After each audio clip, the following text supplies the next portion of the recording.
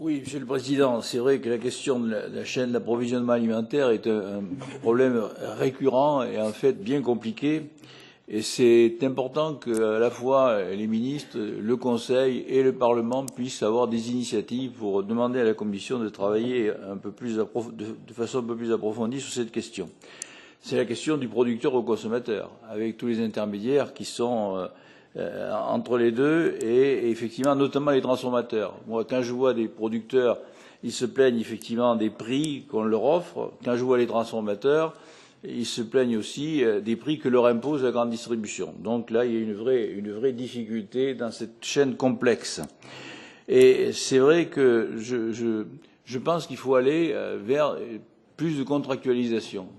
Je crois que les producteurs ont intérêt à se regrouper, en organisation de producteurs aussi, mais peut-être, comme l'a proposé Michel Dantin, en organisation de négociation. Et je crois que ça, c'est important de pouvoir avancer dans cette direction de façon à permettre aux producteurs de peser face à la grande distribution. Et puis, il y a un autre problème, moi, qui m'interpelle, c'est la question des circuits courts et la question de l'approvisionnement, notamment de la restauration collective. Je pense qu'il faut qu'on ait une réflexion spécifique sur la question de la restauration collective.